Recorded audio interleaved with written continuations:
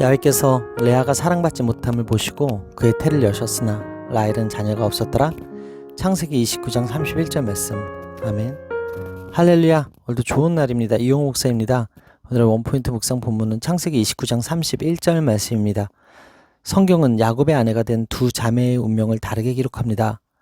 레아에게는 관심이 없었던 야곱은 결혼 후에도 그녀를 사랑하지 않았습니다. 어머니의 편애를 받던 야곱은 라헬을 레아보다 더 편애합니다. 그러나 하나님은 사랑받지 못하는 레아를 친히 돌보시고 태를 열어주셔서 그녀가 위로받게 하십니다. 라헬은 자녀를 낳지 못하지만 레아는 자녀를 낳습니다. 레아는 아들을 낳을 때마다 하나님께 신앙 고백을 합니다.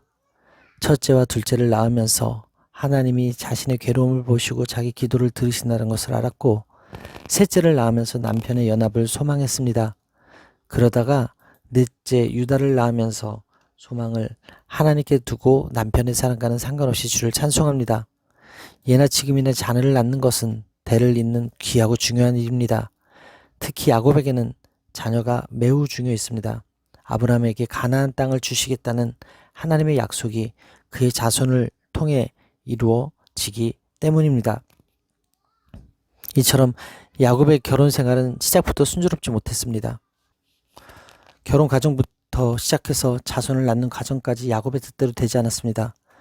전에는 모든 일이 야곱 자신이 계획한 대로 이루어져 왔습니다. 말도 안 되는 거래로 형에게서 장자권을 살 때도 그가 마음먹은 대로 이루어졌습니다. 형으로 위장해서 아버지 이삭을 속이고 형 에서의 복을 가로채는 것도 성공했습니다. 그러나 야곱의 성공은 거기까지였습니다.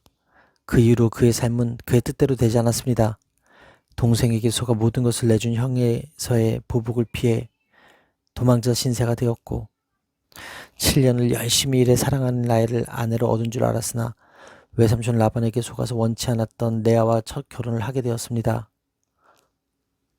7년을 더 일하고 나서야 그가 일한 대가로 라헬을 얻었지만 그녀를 통해서는 여전히 자녀를 얻지 못하고 있습니다.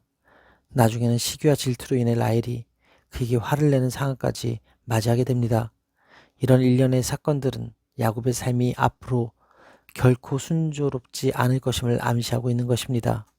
본문에는 야곱 말고 억울해도 말도 못하는 사람들이 있습니다. 레아와 라헬입니다. 그들은 아버지의 철저한 소유물로 취급받고 있습니다. 라반은 누이 리브가가 결혼을 위해 길을 떠날 때 그녀의 의사를 물었지만 딸들에 대해서는 아무런 말도 하지 않았고 듣지도 않았습니다.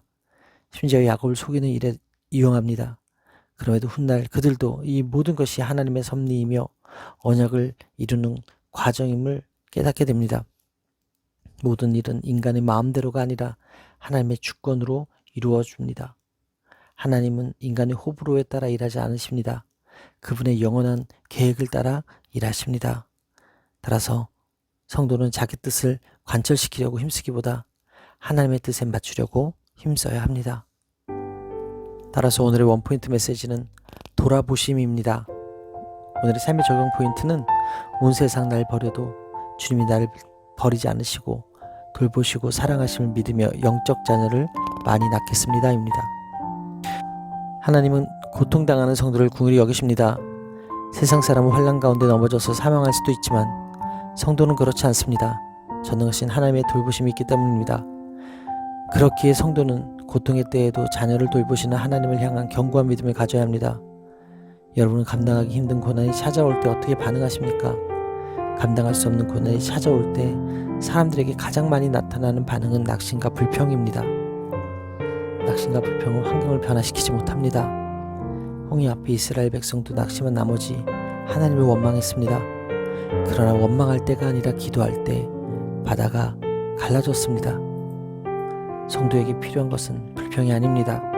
도리어 사방이 막힌 것 같은 때에도 전능하신 하나님의 도우심을 신뢰하며 기도해야 합니다. 고난이 찾아올 때 낙심하지 말고 기도하십시오. 아버지 되신 하나님이 우리 괴로움을 돌보실 것입니다. 이 사실을 믿고 온 세상 날 버려도 주님이 나를 버리지 않으시고 사랑하심을 믿으며 영적 자녀를 많이 낳는 저와 여러분들의 삶이 되기를 바랍니다. 기도하시겠습니다. 슬프고 공고한 환경에서도 버리지 않으시고 신실하게 돌보시며 영원히 변하지 않는 주의 사랑을 깨닫게 하심을 감사드립니다. 제 삶이 모든 것에 풍성하신 하나님 안에 머물게 하시고 영적 자녀를 많이 출산하는 저의 삶이 되게 하여 주옵소서. 오늘도 나의 삶을 돌보시는 주님께 감사드리오며 이 모든 말씀 살아계신 예수 그리스도의 이름으로 기도합니다. 아멘. 할렐루야. 오늘도 최고의 복을 받았습니다.